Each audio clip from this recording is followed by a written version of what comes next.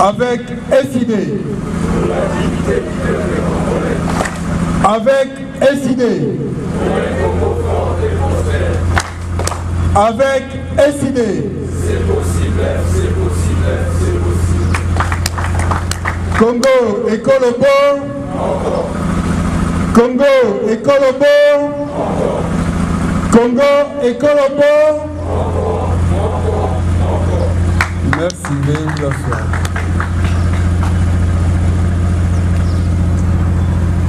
Monsieur le Président élu, distingués membres du Bureau national, chers camarades,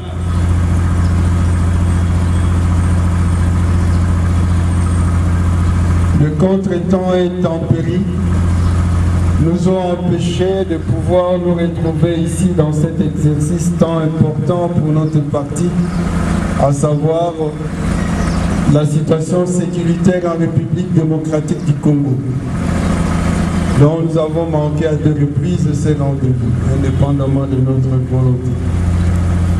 Nous revoici aujourd'hui. L'honorable Jean-Baptiste Kassekwa va nous entretenir sur la situation à l'Est. Et moi, je prendrai aussi la parole pour une toute petite synthèse sur la situation dans le plateau de Bateke à Kwamut. Et sans trop tarder, je passe la parole à l'honorable Jean-Baptiste. Monsieur le Président élu, cher Banamboka, bonjour. Nous saisissons cette occasion pour réfléchir à nouveau autour de la situation sécuritaire extrêmement préoccupante qui prévaut dans plusieurs provinces de notre pays, particulièrement dans sa partie Est.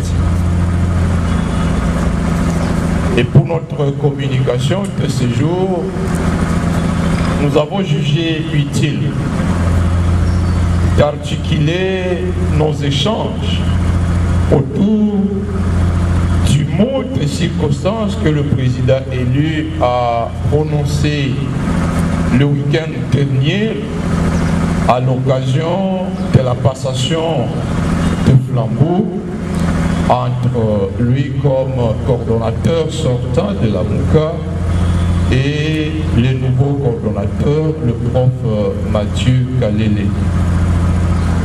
Nous tenons à revenir sur l'essentiel de la situation sécuritaire telle qu'est présentée dans la communication du président, parce que, comme notre camarade Simon aime souvent nous interpeller là-dessus, la plupart des fois, nous ne prenons pas le temps de ruminer, de réexaminer, d'analyser à fond le message que le président a communiqué ou que le bureau a communiqué pour que nous puissions le traduire en action concrète. Je vais donc focaliser l'essentiel de notre échange autour des idées phares communiquées par le président élu. Et je voudrais commencer par rappeler que le 13 janvier 2020, le président élu avait alerté sur le fait que M. Kabila avait réalisé le projet de balkanisation de notre pays à 55% et que M. Félix l'avait avancé à 75%. Communication du président du 13 janvier 2020. Je me rappelle qu'à cette occasion-là, personnellement, j'avais reçu beaucoup de questions, beaucoup d'appels, parce que le président faisait cette communication après notre séjour à territoire de Béni, où nous avons choisi de commémorer Noël avec les populations marquées des massacres. Et partant de toutes les informations recueillies sur le terrain, le président élu se rendait compte qu'en fait, la balkanisation était à 75%. Et dans sa communication de vendredi dernier, il a souligné le fait qu'à ce jour, cette communication, cette balkanisation était à 90%. C'est-à-dire nous sommes à 10% de l'accomplissement de ce plan funeste et que le danger est trop grand. Alors, pour illustrer la gravité de cette menace, je veux m'atteler sur la situation dans deux parties de notre territoire et notre collègue Faustin viendra pour enrichir avec la situation qui prévaut dans les Kwamout. Je vais m'atteler sur la situation à territoire de Beni et à territoire de Irumu, province de l'Ituri. Ensuite, je vais revenir sur la situation du M23 à Goma, Nyiragongo, Massissi et Rutshuru. Alors brièvement, la situation à territoire de Beni et à territoire d'Irumu. Le week-end dernier, c'est-à-dire le 7 avril,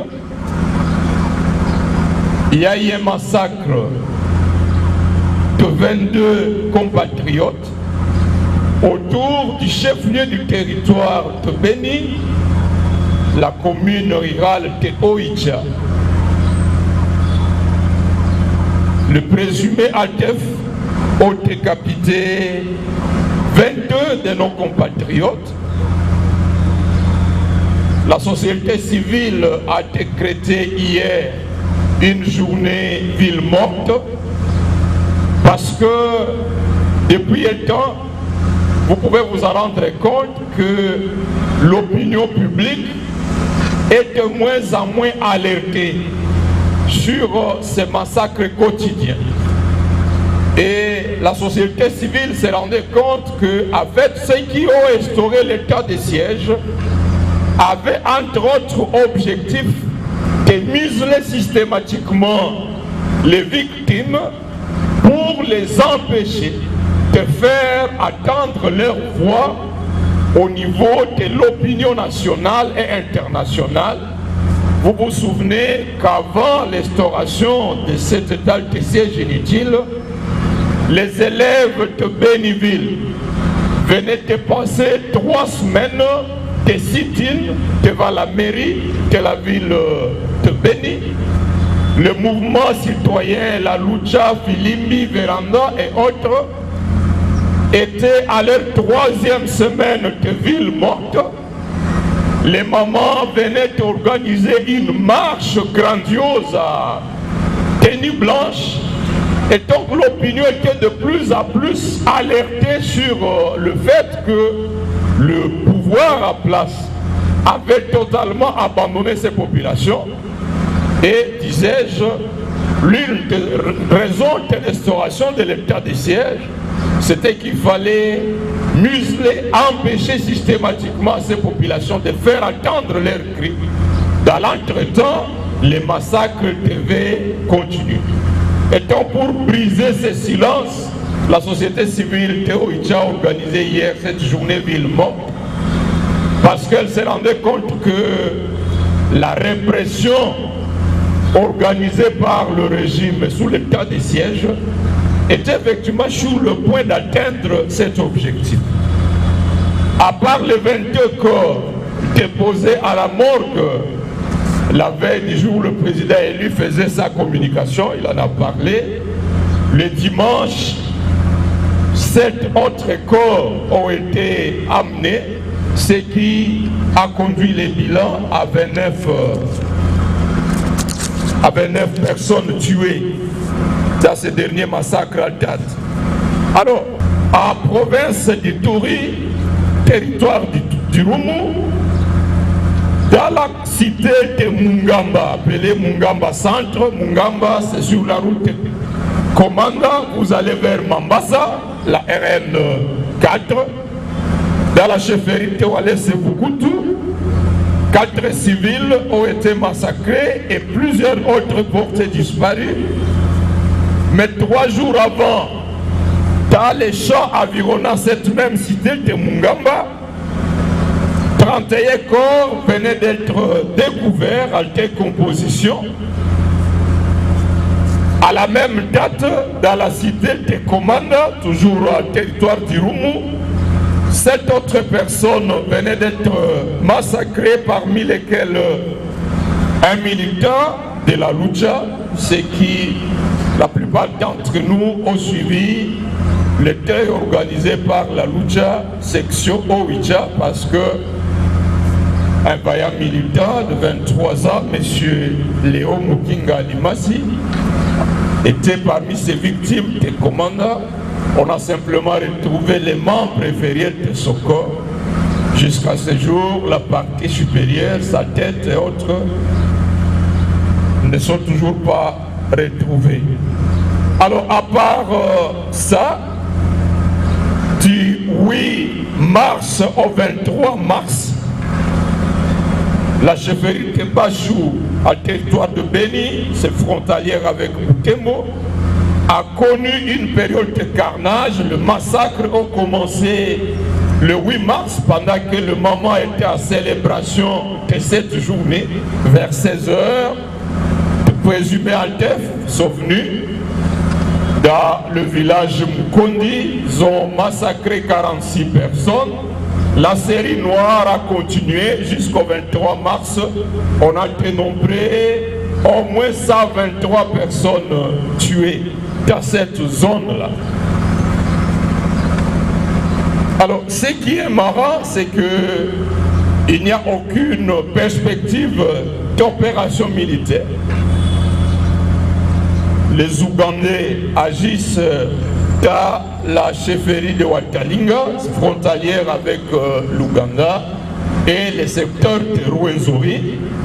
Ils ont donc réussi à éloigner la menace de leurs frontières, mais la menace s'étend maintenant à territoire du Rumu, elle s'étend maintenant à Komanda, elle s'étend vers la réserve à Okapi. Et à cette allure, nous le disions la fois passée, il ne sera pas surprenant de constater que ces massacres atteignent la Tchopo, atteignent de plus en plus de provinces à l'intérieur même de notre pays, parce que côté FRDC, côté pouvoir en place, eh bien, il n'y a pratiquement pas d'initiative. Après cette situation à territoire de Béni et Rumu, je voudrais m'atteler sur la situation du M23. Et comme le président élu l'a rappelé, pour illustrer que la menace de balkanisation était à 90% ce jour, le président élu a rappelé que en mai 2012, le Rwanda et l'Ouganda ont lancé la guerre du M23-1. Une réunion de la CIRGL est tenue à Kampala, et au cours de cette réunion, du 7 au 8 août, les trios, ou disons, les trios Kabila, Museveni, Kagame et Kikwete étaient présents, lancent l'idée de déployer une force internationale dite neutre à l'est de la RDC en vue de trouver solution à cette guerre du M23.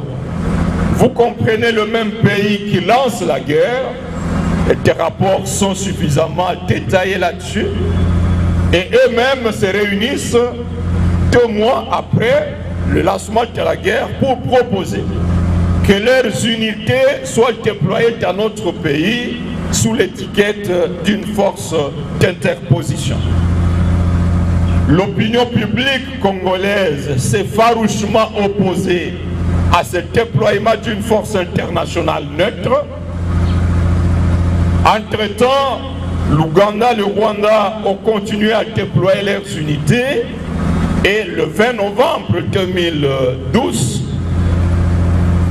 ils ont réalisé l'évasion contre la ville de Goma. Mais malgré la chute de Goma, l'opinion publique congolaise, le peuple congolais s'est farouchement opposé à cette idée de déploiement d'une force neutre. Après l'évasion de Goma, il y a eu des pourparlers de Kampala qui ont continué.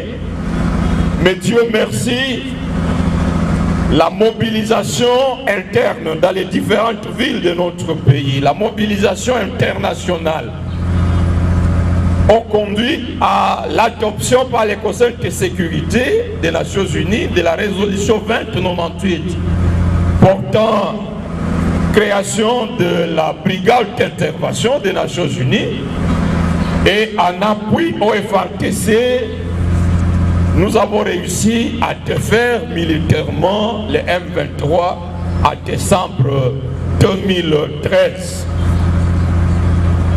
Il est vrai, selon plusieurs rapports, dans les rapports de Human Rights Watch, le pouvoir en place à ce temps-là a recruté beaucoup d'éléments de ces M23 de fait, réfugiés à Kampala, réfugiés au Rwanda.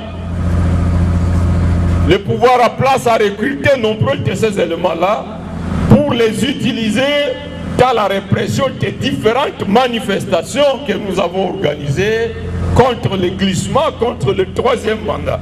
Vous vous souvenez de ce rapport de Human Rights Watch qui attestait que des éléments de M23 d'effet étaient en opération comme des unités spéciales pour réprimer les manifestations.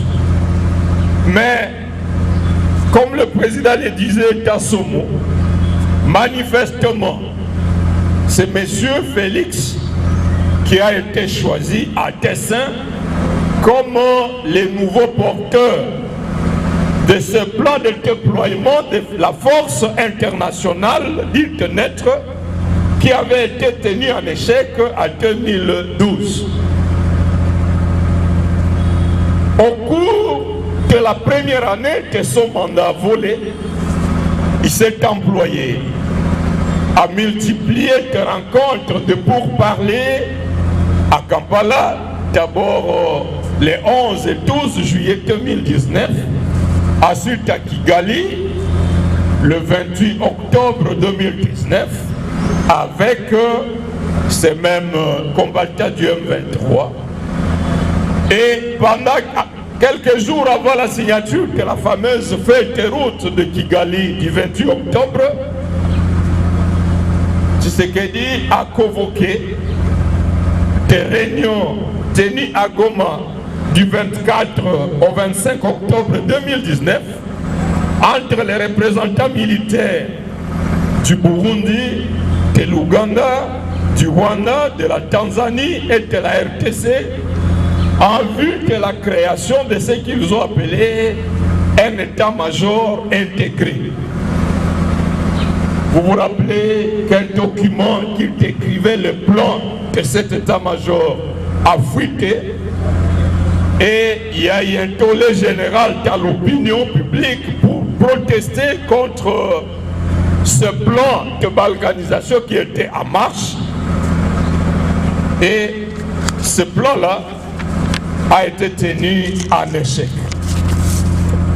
Curieusement, disais-je, alors que ces réunions se tiennent du 24 au 25 octobre 2019, le 28 octobre de la même année, le pouvoir de M. Félix signe la fameuse feuille de route de Kigali pour accorder aux combattants du M23 l'amnistie, l'intégration militaire et l'intégration politique. Autrement dit, si l'idée de la mise en place d'un état-major intégré n'avait pas été mise en échec, cet état-major serait opérationnel dans la partie est de la RDC. Au même moment, les combattants du M23 seraient en train d'être amnistiés et intégrés militairement et politiquement. Vous trouvez que c'est pour l'intérêt de la RDC? À part ça, 2019, en octobre 2020, une délégation officielle du M23 a été reçue pour un séjour prolongé à Kinshasa. Pendant que le pouvoir nous distrayait par un théâtre d'affrontement entre FCC Cash, octobre 2020, vous vous souvenez, Félix entretient superficiellement un chaos autour de cérémonies de prestation, je crois, de serment des juges, des magistrats. Mabunda, Tambwe semble s'y opposer. Nous sommes donc emballés dans ce théâtre. Pendant ce temps-là, octobre 2020, il y a une délégation officielle du M23 qui séjourne ici. Et après une lettre signée par Gilbert Kakonde du 12 février 2021, des négociations entre les experts du ministère de l'Intérieur et les délégués du M23 ont débouché sur la signature d'une nouvelle feuille de route qui devait être mise en œuvre durant 9 mois, c'est-à-dire de février à novembre, à vue, disait-il, de la reddition totale du M23. Mais d'après la déclaration du M23 du 29 mai 2022, c'est qu'à l'issue de leurs négociations, il se serait convenu que les combattants du M23 devaient être constitués une unité spéciale, une brigade d'intervention spéciale qui ne dépendrait pas de la chaîne classique des FARDC, mais qui dépendrait uniquement de M. Félix. Donc, pendant que l'on nous distrait par la mise à plat, l'avènement de l'Union sacrée, le bureau Mabunda est renversé en décembre 2020. Le bureau Mbosso est mis en place. Ces résolutions des chefs d'état-major sont endossées, entérinées par les chefs d'État réunis le 20 juin. D'où la décision donc du déploiement de la force régionale dans notre pays pour venir matérialiser cette idée vieille, n'est-ce pas, de 10 ans, qui avait été mise en échec en 2012, qui avait été mise en échec en 2019 avec l'idée de création de l'état-major intégré. Alors, depuis novembre 2022 jusqu'à début avril, 3 avril, nous avons assisté donc à ce déploiement. D'abord, ce sont les contingents kenyans qui sont arrivés, suivis des contingents burundais, ensuite des contingents ougandais, et enfin des contingents du Sud-Soudan, avec la présence d'officiers rwandais, comme dans le cadre de renseignement. Alors, dans le communiqué de Luanda du 23 novembre 2022, il avait été dit que ce sont les contingents kenyans qui seraient déployés à Bunagana, à Rutshuru et à Kiwanja, au fur et à mesure que les M23 s'étaient engagés. Curieusement, ce sont les Ougandais qui se sont déployés à Bunagana, qui se sont déployés à Rutshuru, c'est-à-dire dans la même zone que eux-mêmes avaient livré entre les mains du M23, concordant, qui ont recueilli des propos des officiers rwandais qui ont organisé des rencontres à Gisenyi pour motiver ces gens du M23 à reprendre les armes parce qu'ils avaient déjà été intégrés en 2009 pour les motiver à reprendre la guerre. Les officiers rwandais leur disaient qu'il était temps d'achever ce qu'ils avaient commencé sous le RCD et sous le CNTP. Et ce qu'ils avaient commencé, c'était le plan de la balkanisation. Un ami m'a rappelé hier qu'en 2008, M. Laurent Kunda a même hissé le drapeau à Kichanga, le drapeau de ce qu'il appelait la République des volcans. Et donc ce n'est pas de l'utopie, ce n'est pas une légende. Si on doit aujourd'hui compter les acteurs politiques qui parlent du Congo dans ce sens-là, je pense qu'au premier niveau, c'est le président élu. Et puis assisté ou accompagné de, comme le docteur Mukwege. Et puis il n'y en a pas quatre comme vraiment leader politique au Congo. Tous les autres, là, tous impliqués d'une façon ou d'une autre dans la situation. Voilà. Les détenus. Je pense que Montuna a réponse on apprécie et tel peu ma campagne détenu politique. Nous sommes dans la mode d'ordre du président. Mode d'ordre du président par rapport à Yamo, toujours ça là. L'activité toujours à ce que le président le Boya et Belé à Boya, pour tous les maïles, tous les mécanismes, nous positionner par rapport à Makambana. L'autre chose de l'hôpital, c'est l'action, donc ça là, marche pour dénoncer. C'est ça le mode d'ordre du président élu. Tant que ça va marche pour dénoncer Makamba Est. Et ça est déjà mon ordre du président élu. Tant que nous sommes le Bahawa, nous sommes dénoncés Makamba, nous sommes le Bahawa pour l'élé. Pour que nous soyons les Ngabolobe la monter. Et ça est mon ordre du président. Donc comme nous sommes à Mapingate, nous sommes à Armete, nous sommes à Midukite, nous sommes à Sabatouana, voilà besoin de voir comme ça la monter. Mais bon, il va y avoir des Bakanisa qui est à la Panambuba. On va retrouver solution. Sinon, si peut-être toujours c'est là, peut-être sa président élu au Konzi. Dans ma joue au Konzi, on a total et de lobby, si on a le bani. Donc tout ça là, tout. Pour ma émence au Lobakawa, ma émence au président élu à Lobaka, à concrétiser un mot, dans mon à cause de Konzi à Kambamboko. Donc, à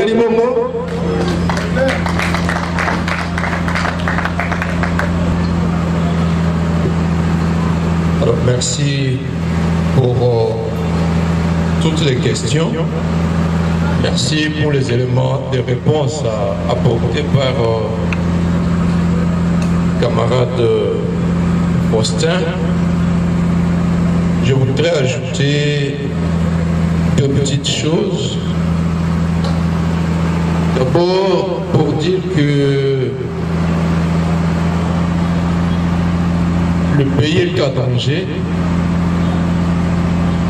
Ndenge Mme Moka Faustin, notre camarade Nabiso et Aouti Koloba,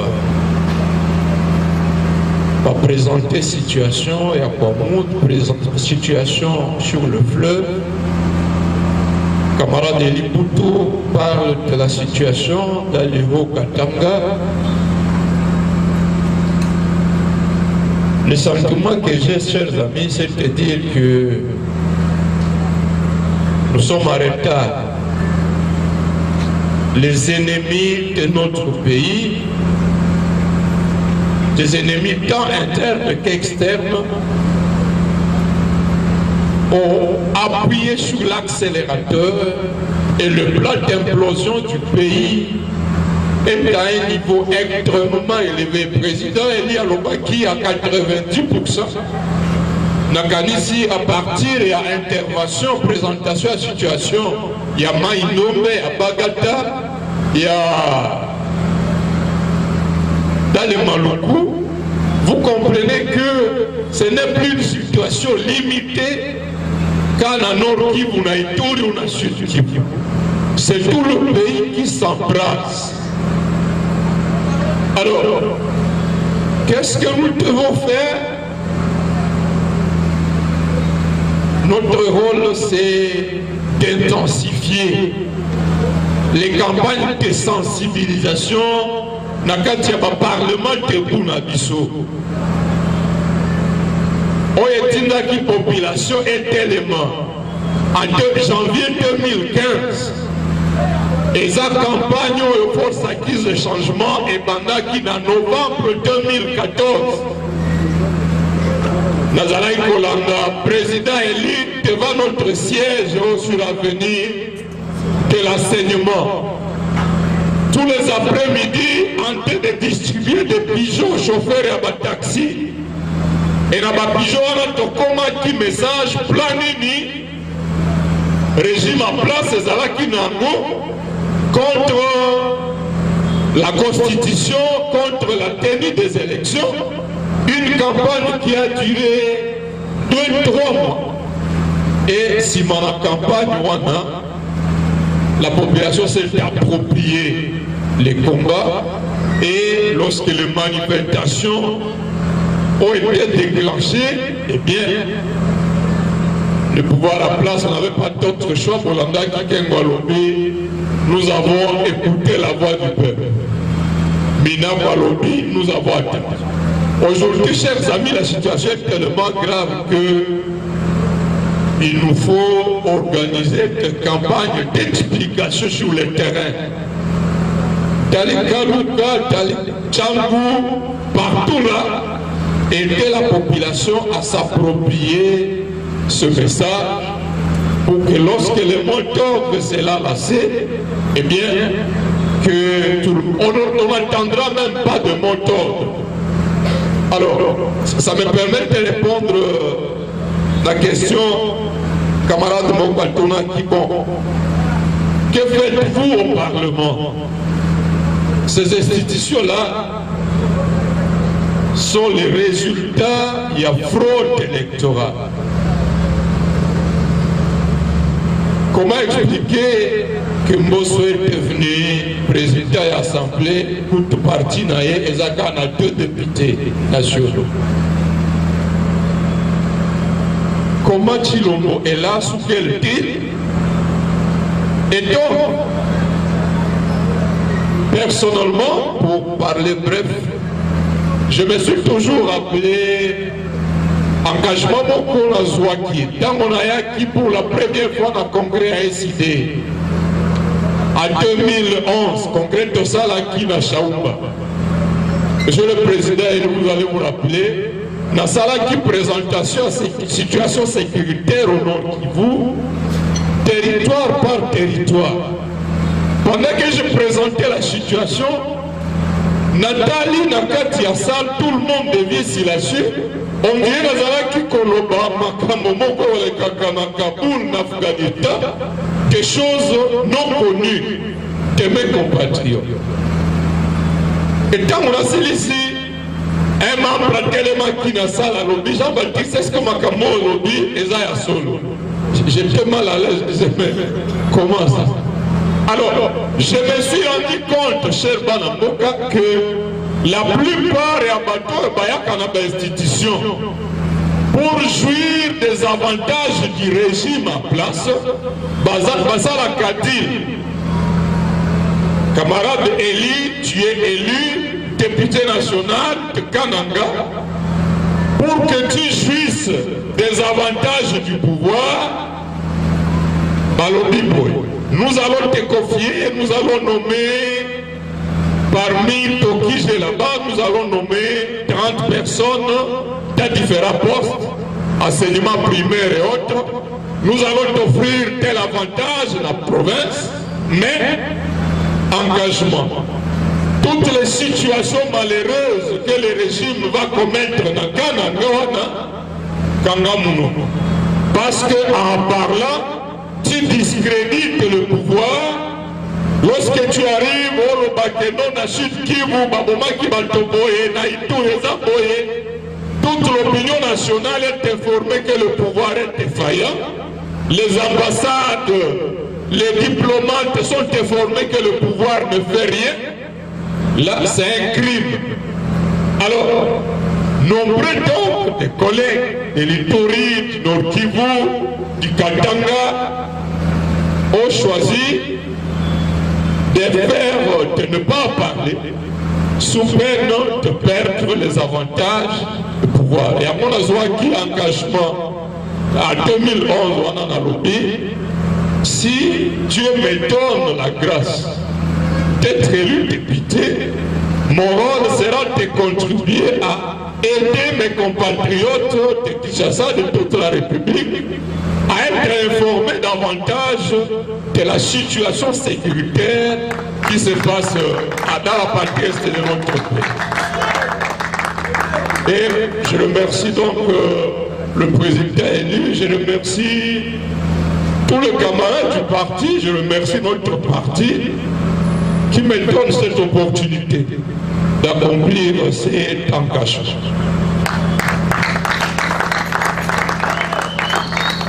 Alors, ce rôle-là, il est le plus important que les combats même au sein de cette assemblée pris en otage.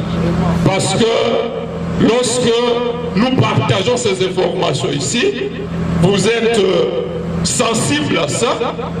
Lorsque nous recevons l'avantage qu'un député a, c'est accéder aux informations. Et lorsque ces informations sont connues par la population, eh bien, le peuple est plus fort que les 5 qui sont là-bas.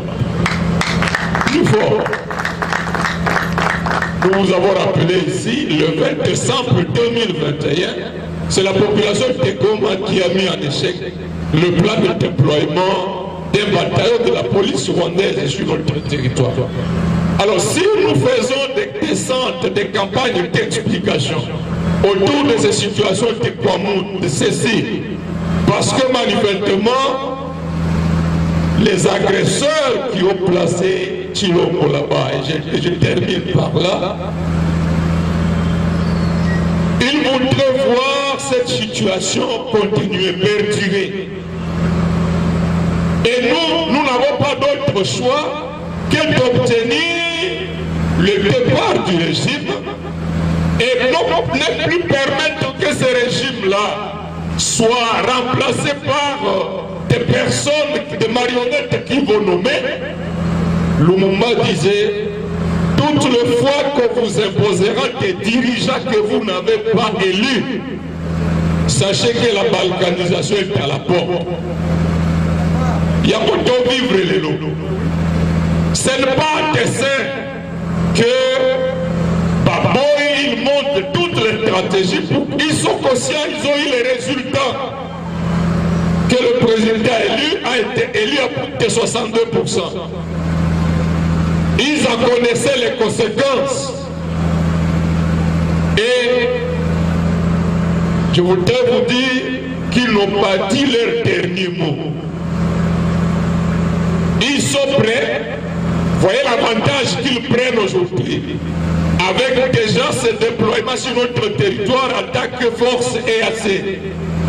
C'est-à-dire qu'ils vont se donner du pouvoir sur l'issue des élections demain. Ils voudraient qu'à nouveau, Batia Moutou Oyo, qui sera à leur solde. Ça veut dire que, chers amis, nous devons préparer conséquemment les élections de décembre 2023. Le préparer conséquemment signifie plusieurs choses, mais je me limite à dire 3 petites choses. La première, c'est sensibiliser les Congolais sur la gravité de la situation. Bomoni, Oyo, équipe et à campagne à Sali, ce n'est pas un gouvernement. À recruter dans l'Équateur, à recruter dans toutes les provinces pour couvrir la faute qu'ils ont préparée. En réaction, nous devons intensifier notre sensibilisation auprès de la population en vue d'un vote sanction en décembre dernier.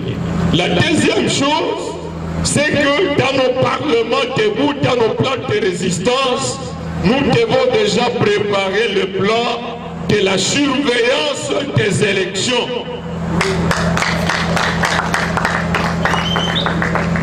Namboka Rabiso, parmi les villes où il est presque impossible de voler le vote des citoyens, c'est à Butembo. Nous avons là deux grands groupes de résistance, l'un appelé Véranda Moudzanga, l'autre Parlement debout de Foulou. Ils sont tellement organisés que à la fin de la journée de vote, ils ont déjà tous les résultats. Olinga, te président centre, Okoki, te Kokanga centre, Soki, Opesi, preuve, il y a résultat, PV à résultat. C'est possible. Et ça, nous devons déjà nous y préparer conséquemment. Troisième chose, nous devons nous préparer à mettre en œuvre le mot d'ordre qui a été signé, adopté comme résolution du congrès de notre parti à Kisangani. Nous avons adopté, le congrès a adopté, c'est l'organe suprême, il y a parti, que si d'aventure, au 20 décembre, un groupe d'individus osait à nouveau tripatouiller la vérité des urnes, eh bien, il ne faudrait plus attendre un mot d'ordre, c'est une résolution du congrès. Nous allons faire comme tous les autres peuples, ce que les Tunisiens ont fait, ce que les Algériens ont fait, ce que les Égyptiens ont fait.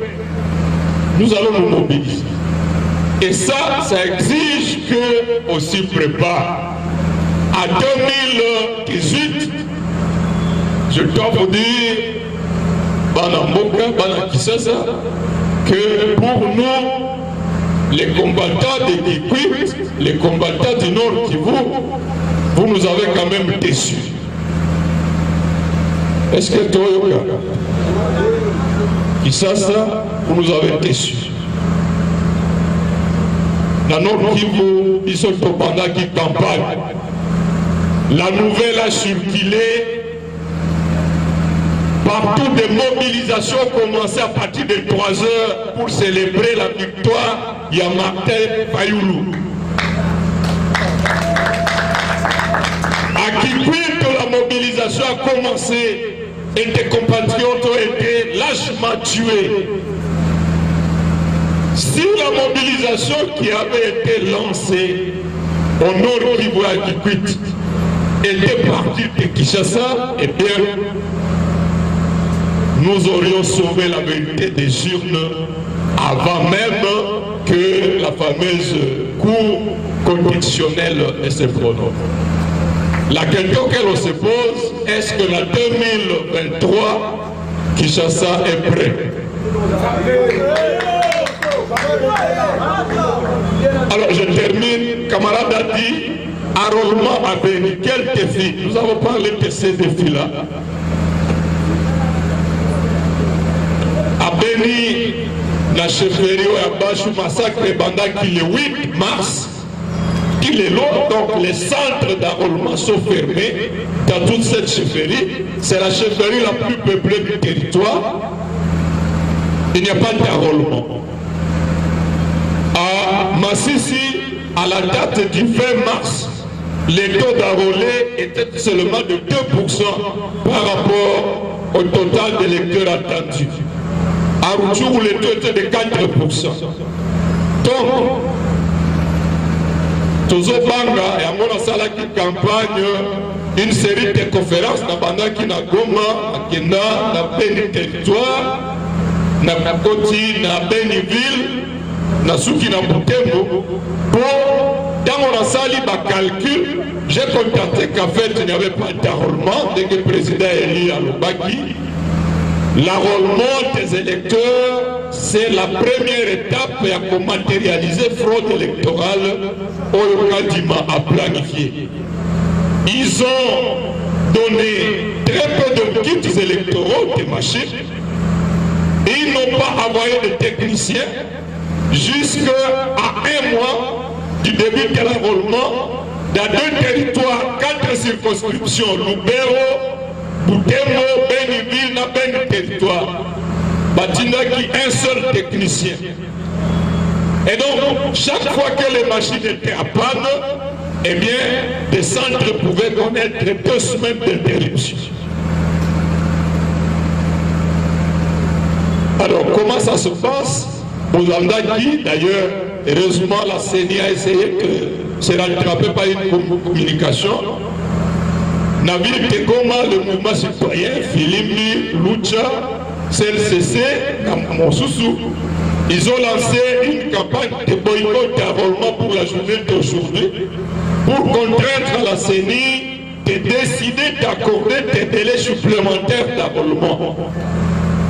Le secrétaire de la CENI est passé tôt le matin pour dire qu'ils vont ajouter 14 jours de comptation et enrôlement et que pendant ce temps-là, l'enrôlement va continuer. Bon, donc il y a tellement de défis que ça exige une vigilance et la pression. Parmi les défis, c'est que jeudi dernier, un étudiant de lycée Goma, du nom de Dieudonné, étudiant en L1, a été tué dans un centre d'enrôlement à Goma, simplement parce que dans Wakotaki, policier, à l'Obakinae, qu'après sa sortie, il faudrait appeler ça 5 000 francs. À côté de la centre, l'agent, l'opérateur de saisie va saigner 5 000 euros. Après, si, tant que le policier a dit, paie ça 5 000 euros. Il lui dit, je n'ai plus d'argent, je viens de tout donner à ceux qui sont. Policier, tout le monde qui a tout le monde qui n'a pas, j'ai noana. Amélie Kokima, policier à Landine, et il a tiré à bout portant de Dieudonné de ses échus place. C'est le deuxième cas de meurtre, Moutiari Bozo Baboma, qui est dans la cassine d'un territoire de Béni, un père de 3 enfants, M. Michael Savali, il a été tué le 11 mars, parce qu'il dénonçait le fait qu'à ciel ouvert, les agents commis à la sécurité au centre d'enrôlement de Kamirongo étaient en train de demander l'argent. Un policier l'a appelé de côté et il lui a logé une barre. Voilà des défis qui se passent, de sorte que l'enrôlement devient un calvaire, un casse-tête, mais n'empêche, nous devons nous sensibiliser pour surmonter ces difficultés, pour que, à tout prix, qu'il pleuve, qu'il neige, ces régimes de Tshisekedi puissent être mis de côté, comme le président élu n'a cessé de marteler, le 23 janvier à minuit. Ce serait une insulte pour nous d'accepter qu'à nouveau, M. Félix puisse avoir une seule seconde de plus. Je vous remercie. Les réponses qui ont été données, je pense, ont rejoint vos différentes attentes, préoccupations. Il est 19h passé. Excusez-nous, nous sommes dans l'obligation d'arrêter, d'interrompre, parce qu'il faut rentrer. Vous connaissez la difficulté qu'il y a à attraper le moyen de transport. Donc, Monsieur le Président élu, distingué membre du Bureau national, et à tous les membres, nous vous remercions et rendez-vous mardi prochain pour d'autres expositions. Je vous prie de vous lever pour la prière de clôture.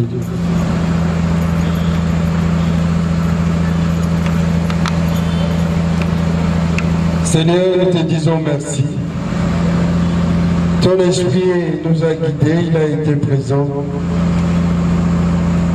À présent que nous nous apprêtons à rentrer chacun chez soi, que le même esprit nous guide, qu'il veille sur nous et qu'il nous aide à arriver sains et saufs chacun chez soi.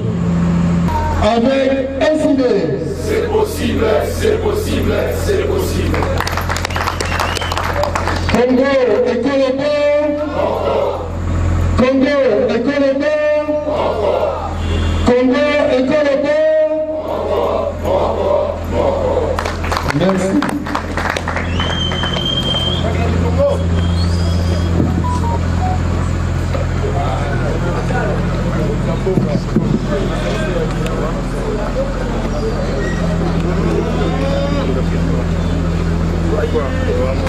Sa Majesté, Son Excellence, ça c'est détenu politique du président.